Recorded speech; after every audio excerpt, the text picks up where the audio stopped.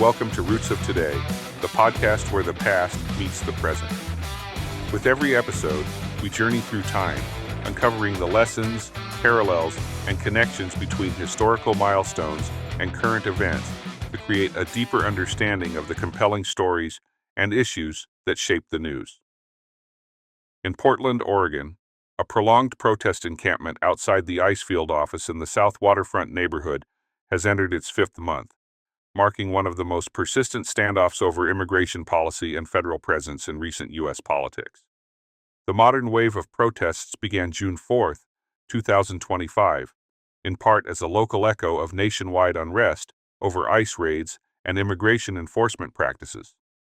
From the start, demonstrators gravitated to the ICE facility, both as a symbolic site and as a front line. Over time, the protest has persisted night after night, with some claiming more than 100 consecutive days of activity, though the size, intensity, and character of the protests have ebbed and flowed. It's worth noting that Portland is no stranger to ICE protests. In 2018, the Occupy ICE movement saw activists camp outside the same facility for weeks to challenge the Trump administration's family separation policies. That earlier occupation was eventually cleared by federal law enforcement, but it laid groundwork for the tactics and symbolic orientation now in play. In the early months, many demonstrations were relatively peaceful, chanting, presence, symbolic resistance, but over time clashes have become more frequent. Protesters have erected barricades, using pallets, dumpsters, scooters, to block access to the building and its driveways. On some nights, federal agents have deployed tear gas, flashbang grenades, and pepper projectiles from elevated rooftop positions to push back crowds. At times, objects, rocks, lasers have been thrown. Federal and court filings allege some protesters have shined high-powered lasers at agents, kicked canisters, and assaulted federal officers. Some federal charges have been brought, dozens so far, though local police involvement has remained limited. Local residents near the facility report continuous disturbances, fireworks, noise, explosions, and exposure to chemical munitions residue. Some express frustration about safety, air quality, and lack of rest. In late September 2025, President Trump signed an executive order labeling Antifa a domestic terrorist organization and announced that federal troops would be deployed to Portland and other cities to protect ICE facilities under siege. Oregon officials pushed back. Shortly after, U.S. District Judge Karen Immergut granted a temporary restraining order blocking the deployment of National Guard troops to Portland, ruling that the protests had not been notably violent before the order, and that the federal action might exceed constitutional authority. Portland's mayor and city officials have also publicly opposed military deployment, insisting the city has not requested it, and warning of unconstitutional federal overreach. Meanwhile, federal agencies, including ICE and Homeland Security, claim repeated nightly attacks on the facility, window damage, harassment, barricading, and interference with movement. What's unfolding is not simply a local protest, it's a standoff between federal power, state authority, and protester resistance. The federal narrative frames this as law enforcement defending its property and personnel under threat. The protesters and city officials see it as federal overreach and suppression of dissent. Because this protest has persisted so long, and because the federal government is trying to escalate to troop deployment, the Portland ICE standoff is becoming a test case for what limits remain on deploying military or quasi-military force in U.S. cities. If the administration prevails or stretches authority, this could become a precedent for future interventions. As always, this is Alan, your host, reminding you to grab your coffee, tea, or whatever beverage you prefer as we take a look at the history behind the organization that has become synonymous with the erupting violence in Portland. Antifa. This story begins in Europe, where Antifaschistische Aktion first appeared in 1932 Berlin. Then we track how militant anti-fascism and the Black Bloc tactic emerge in post-war and late Cold War movements, explode into view at global summits, and finally cross into U.S. protest culture, from Seattle's WTO meetings to Occupy Wall Street and the Trump era. Along the way, we'll ask, What is Antifa? A group, a tactic, or an idea? The recognizable two red flags logo, the militant posture, the very word Antifa, these originate with Antifaschistische Aktion, unveiled by Germany's Communist Party, KPD, in May 1932. The group was launched during the final chaotic months of the Weimar Republic. At that time, the KPD was the largest communist party outside the Soviet Union, and it was deeply tied to Moscow through the Communist International, or Comintern, an organization created by Lenin in 1919 to guide global communist movements. Under Stalin, the Comintern was still active, but by 1928, it had adopted the Third Period Doctrine, which declared that capitalism was entering its terminal crisis and that communist parties should reject alliances with social democrats, who were branded social fascists.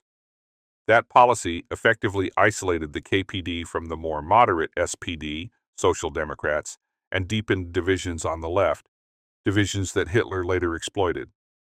Thus, Antifaschistische Aktion's ideological framework and messaging were strongly influenced by Stalinist Comintern directives. Because of their opposition to the moderate Social Democrats, the Weimar left was fractured. The Social Democratic Party, SPD, backed the Iron Front, an anti-fascist, pro-democracy street organization identified by the three arrows, and explicitly opposed both the Nazis and the KPD. The KPD aligned with the Comintern's Third Period, often labeled Social Democrats, social fascists, treating the SPD as a main adversary even as the Nazi threat rose. That intra-left conflict, Iron Front versus Antifaschistische Aktion, is a crucial context that gets lost in today's shorthand. After Hitler's appointment as Chancellor in January 1933, the KPD and Antifaschistische Aktion were banned. Many leaders fled or were imprisoned. Some refugees did make it to the USSR and later joined the anti-fascist resistance during the Spanish Civil War or World War II. However, the term anti-fascism survived, adapted, reinterpreted, and later revived by post-war left movements across Europe. Modern Antifa imagery, masking up, moving as a cohesive swarm, quick strikes against property, owes a lot to the autonomous scene in West Germany during the 1980s. In the late 1970s and early 1980s, West Germany witnessed the emergence of a loosely organized radical left movement known as the Autonomen, literally, the autonomous ones. The name reflected their defining principle: autonomy from political parties, unions, and even structured organizations within the broader left. The Autonomen were not a single group, but a constellation of collectives, squats, and affinity groups united by militant opposition to capitalism, patriarchy, imperialism, and state authority. The Autonomen grew out of the debris of the New Left and student movements of the late 1960s, which had splintered after the failure of parliamentary socialism and the disillusionment with state communism. By the late 1970s, urban youth, many from universities, art circles, and working-class neighborhoods, were facing rising rents, youth unemployment, and the threat of gentrification. Squatting empty buildings became both a political act and a necessity, particularly in cities such as Berlin, Hamburg, and Frankfurt. These squats evolved into semi-permanent autonomous zones, self-governing spaces with their own social centers, communal kitchens, and radical bookstores. Ideologically, the Autonomen drew inspiration from Italian autonomia, a workers' movement emphasizing self-organization outside party structures, feminism, and anarchist theory. Their political expression, however, was distinctly street-oriented. They rejected electoral politics as inherently corrupt and instead embraced direct action, occupations, blockades, anti-nuclear protests, and confrontations with police. To many participants, violence against property and defensive resistance against police were seen not as aggression, but as legitimate self-defense against a violent state. The defining visual and tactical innovation of the Autonomen was the Black Bloc. Beginning in West Berlin and spreading to other cities, groups of demonstrators dressed in black clothing masked their faces and moved as a unified, fluid body to prevent individual identification and arrest. The bloc was both practical and symbolic, signaling anonymity, solidarity, and collective resistance. It was used effectively in clashes over squatter evictions, anti-nuclear demonstrations at Brockdorf and Gorleben, and protests against U.S. missile deployments in Europe during the early 1980s. Throughout the decade, the Ottomans' confrontations with police became a recurring spectacle. The Battle of Hafenstrasse in Hamburg, when squatters defended their occupied buildings against eviction, epitomized the struggle. Television footage of helmeted police storming barricaded streets made the Ottoman both notorious and iconic. The German press portrayed them as violent extremists.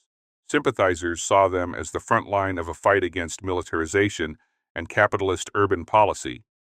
By the mid-1980s, the Ottoman milieu had grown into a subculture, complete with its own aesthetics, black clothing, punk influence, DIY media, and transnational connections. Members traveled to Italy, the Netherlands, and Denmark, exchanging tactics and forming solidarity networks with radical squatters and anti-fascist activists. While numbers remained small, their visibility and influence on protest culture were enormous. Although the Ottoman declined in the 1990s, as the political landscape shifted and reunification transformed Germany, their legacy endured. The Black Bloc tactic they pioneered became a global export. More broadly, the Ottoman bequeathed a model of decentralized confrontational activism that continues to shape radical movements worldwide, a legacy of defiance rooted in the streets of Cold War Berlin. Here are two flashpoints illustrate Black Bloc visibility. Seattle, WTO, 1999. What began as broad anti-globalization protests became infamous for hours of property destruction by a self-identified Black Bloc, with openly framed window breaking as strategic against corporate symbols. Seattle's clashes helped make summit protest choreography, mass marches, direct actions, police kettling, and block tactics. Global shorthand. Genoa, G8, 2001. Protests turned deadly when Carlo Giuliani, a 23-year-old demonstrator, was shot and killed during street clashes. The event, and subsequent revelations about police tactics, scarred Italian politics and marked a turning point for summit security worldwide. Later, Hamburg's G20, 2017, again placed Black Bloc imagery at the center of media coverage as police and militants clashed across the city, prompting a massive response and hundreds of arrests. In the U.S., Antifa, as a label, didn't define Seattle '99, but Black Bloc tactics did. Over the 2000s and early 2000s, the tactics surfaced intermittently and then more visibly with Occupy Wall Street, 2011, where organizers debated diversity of tactics, a phrase that, in practice, meant tension between strict nonviolence and a willingness by some to damage property identified with finance or policing. By mid-2000s, U.S. counter-protests against far-right events, Berkeley, Charlottesville era, plus urban uprisings around policing, brought the term Antifa into mainstream American discourse, often as a catch-all shorthand for militant anti-fascist counter-demonstrators using protective gear and block-style tactics. In the wake of George Floyd's murder in May 2020, protests erupted across hundreds of U.S. cities. According to Euclides data for summer 2020, from late May through August, there were more than 10,600 demonstration events across the country. Though most protests were broad coalitions focused on policing and racial justice, some cities became focal points for more intense clashes and so-called Antifa activity. According to analyses from CSIS and media reporting, Portland, Oregon was by far the principal stage. The protests there ran for months, often nightly, with federal agents deployed to protect U.S. courthouses and other buildings. Clashes, tear gas, and barricades made Portland a media lightning rod. Minneapolis/St. Paul, Minnesota, the city where Floyd was killed, experienced massive unrest, some property destruction, and clashes in the 3rd Precinct area. While not all of that is Antifa per se, it's part of the broader pattern of escalation. Seattle, Washington also saw protest escalation. The Capitol Hill organized protest, CHOP zone emerged after police withdrew from the East Precinct and confrontations with police and property damage increased. Other cities where local law enforcement or media flagged possible Antifa involvement include Austin, Texas, Spokane, Washington, and Newark, New Jersey.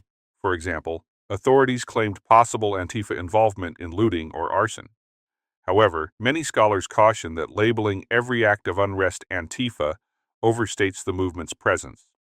One analysis found that out of nearly 14,000 racial justice protests in 2020, Antifa was identified in just 37, 0.2% of the total. Most of those appearances were in the Pacific Northwest, California, and D.C. In those instances, violence and confrontation rates were statistically higher than average. During and after 2020, many Republican politicians and conservative media amplified narratives that linked Antifa to a broader left-wing conspiracy. Some of the common claims include foreign funding and extremist support. Former Attorney General Bill Barr publicly asserted that Antifa and similar extremist groups were involved in unrest and that foreign actors were playing all sides to escalate violence. Formal designation as terrorists/domestic extremists. Republicans repeatedly pushed for resolutions or designations of Antifa as a domestic terrorist or extremist group. E.g., Senate Resolution 279 in 2019 called for designating Antifa as a domestic terror organization. Some members of Congress's later resolutions echoed similar language. Support from local governments or sanctuary cities. Some Republican voices accused Democratic-led cities of tolerating or even encouraging Antifa and left-wing violence by refusing to crack down, calling them anarchist jurisdictions, or threatening to cut federal funding to them. A common narrative is that Antifa infiltrated or co-opted the Black Lives Matter protests, or that BLM protests were fronts for radical leftism. Critics of that claim point to lack of evidence. For example, many protests were peaceful before any escalation, and many BLM organizers rejected street violence. Republicans and conservative outlets often highlighted damaged property, clashes with police, and isolated violent incidents, attributing them to Antifa or anarchist groups. That framing treated Antifa as a ghost network pulling strings behind many protests. In sum,